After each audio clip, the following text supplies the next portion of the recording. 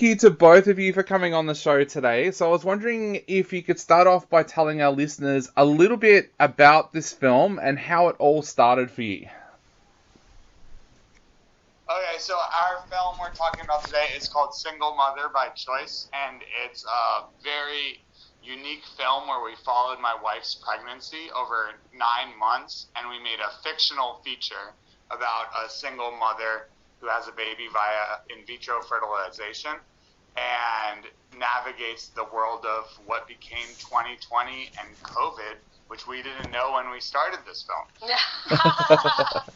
So Selina, do you want to? Well, the whole thing started, I was doing a lot of acting and stand-up and performing, and my husband and I had decided we were ready for a baby, and Dan actually said, how are we going to keep you performing?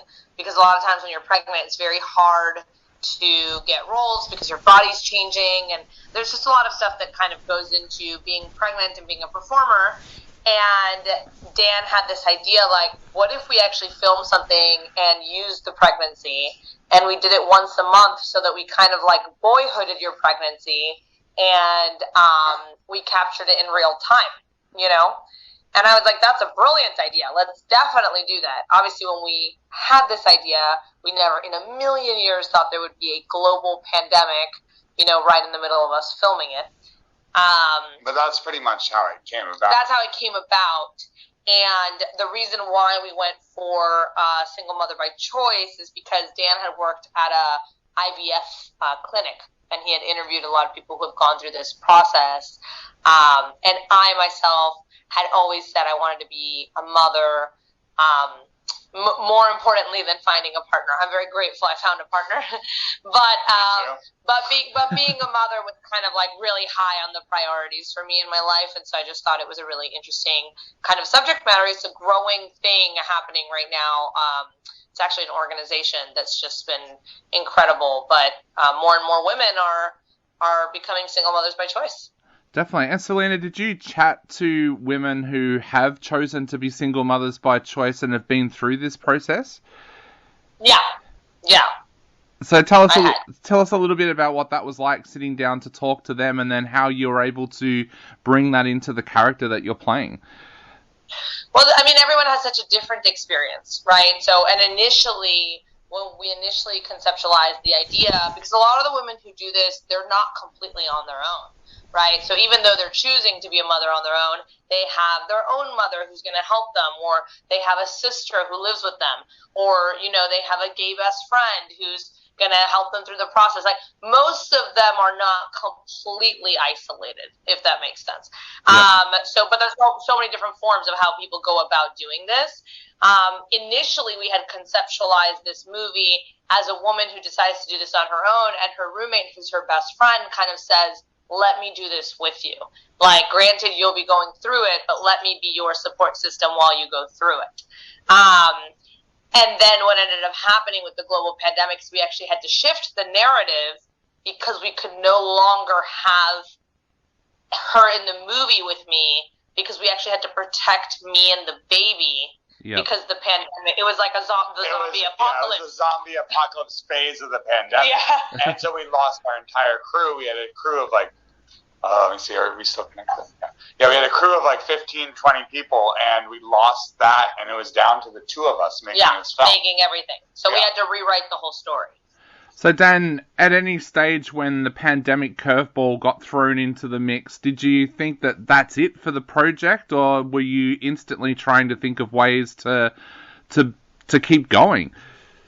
Well, I had never been through a pandemic before. Yeah. I'm kidding, but it was really a weird situation. Like, people were telling us, just pause the movie for 2 weeks, and then this is going to be done, and it's just like this little blip that's not going to change the world, and all of that stuff. And so we had our next shoot planned, we had our crew scheduled, we were bringing in Vanessa Angel, who plays Selina's mom, and so we were really excited. It was our first time we were going to introduce Ava Garcia's parents in the film, and then a week before was that week we all remember in March where everything was just shutting down, and it was like, do we have a movie? Do we not? And we just knew that we had a ticking clock with the pregnancy. So we're just like, all right, we're going to keep going. So I went to our cinematographer's house. Shout out Maddie and Tam. They're Aussies. They're a fantastic couple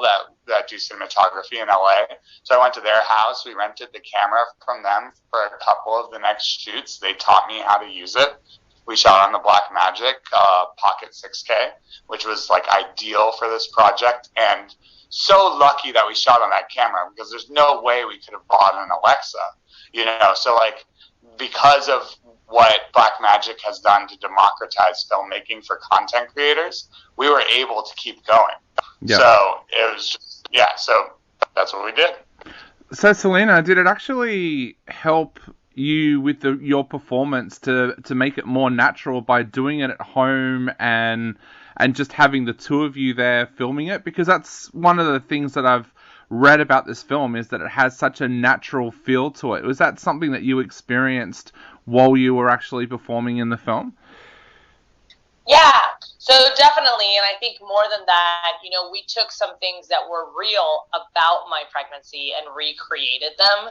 So, for example, there's a moment where my character finds out she has this thing called velamentous cord insertion, which is like a weird thing that your cord doesn't attach to the right place. And that's actually something that we went through, you know, and also my character has a miscarriage, and that's something that happened to me as well. I had a miscarriage when we were kind of already in the process of making this movie, and we had to stop, and then we had to start again, and then I had to get pregnant again, and it was very hard. It was like one of the hardest things I've ever been through, but it was also something I felt we needed to include in the movie, you know, because, like, something that isn't talked about enough. And most people don't talk about how scary it can be to be pregnant. There's just all these things that can go wrong, and you hear all these things about what's happening in your body, but you don't really understand what it means. And so we had just kind of made a decision, like, whatever comes our way, I guess let's just put it in and make this more authentic. And so it definitely, sometimes it was hard because it was triggering. It was like going back to, you know, remembering a certain moment that was very difficult for me. But at the same time, I also think that it was therapeutic and maybe even healing to just be able to process that again and realize, like, how anxiety producing it was to be pregnant during this time. Well, one thing that's really interesting about this movie, because, like, it really did become like a time capsule of 2020 and our experience going through a pregnancy at this time. So it's a very unique thing. I don't know if I've seen a film like it. I mean, we were super inspired by Boyhood, you know, where I believe they filmed like once a year about. But tracking a pregnancy over 9 months felt like an interesting way of telling a story where we're showing like a slice of like history and time. And we didn't know how historical it was going to get, obviously, but showing like a very specific period of time with a fictional character gave us like a lot of leeway to really express what we were feeling in that time. Definitely. And Dan, you've already touched on this a little bit, but tell us how important the Blackmagic cameras were to this as well. Yeah, so they were really honestly priceless. So in my experience, like, we went to the American Film Institute for grad school, and I came up working in production in New York. And so, like, I came from a very traditional filmmaking background in that way. And then on the flip side, I learned, like, DIY filmmaking from being a skateboarder and then, you know, making content with, well, first, before it was really easy to edit on your computer, but then, you know, like DSLRs and that kind of thing. And so the Blackmagic was priceless for me because it really merged these two filmmakings in a way that hadn't been done for me before. Because when I was shooting, we'll just call it, you know, indie content, where guerrilla indie content. When I was shooting guerrilla indie content, you know, it was like about the resources we had available to us.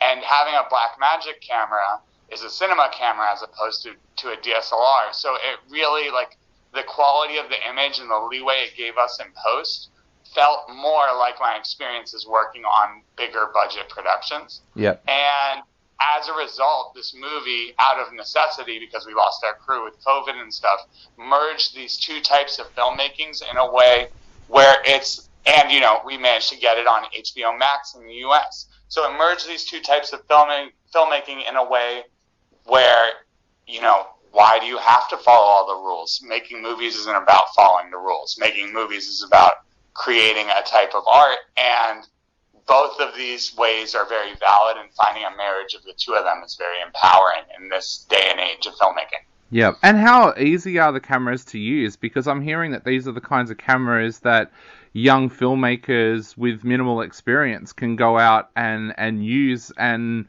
it's very, very quick to learn. 100%. I mean, I am proud to say I'm a film generalist. I know a lot about editing. I know a lot about all of these different departments, I guess. But I take pride in knowing the whole process and trying to go about it that way. And so I am not a specialist in terms of camera in that way. I always work with a cinematographer, and I've always been taught that way. But then on this film, I was forced to put the camera in my hands, and yeah, it was really, the learning curve was quick. I mean, pulling focus and some of these technical things are tough, and granted, we relied on natural light, but it was amazing what the camera could do. Definitely. Well, Dan, Selina, again, I want to say thank you so much for joining us today. And I guess to wrap up the interview, what would you both like to say to people out there who are thinking about sitting down and watching the film? Well, definitely watch it. I think one of the coolest things that we did with this movie is that we created a new genre. I think it's docu-narrative, because so much of it was real and in real time. My pregnancy's real. You will see me birth a real human by the end of the movie, and you will see my body change in real time. So I think there's something incredible about that, and then also that we were able to consistently change the narrative as the world was changing and adjust, so that the story made sense. So I feel like there's something really unique and special about the movie. It was very vulnerable. It's very personal. But I also think that the messages we receive from people so far who have seen it is just that they're so grateful that they feel seen in our film, because this time was so isolating for so many people, and to feel that other people were experiencing the same thing at the same time is actually a really beautiful thing. Yeah, I think there's something very powerful about going through the experience, and the experience we shared and that Selina showed on the screen. And through that, people remember where they were at that time.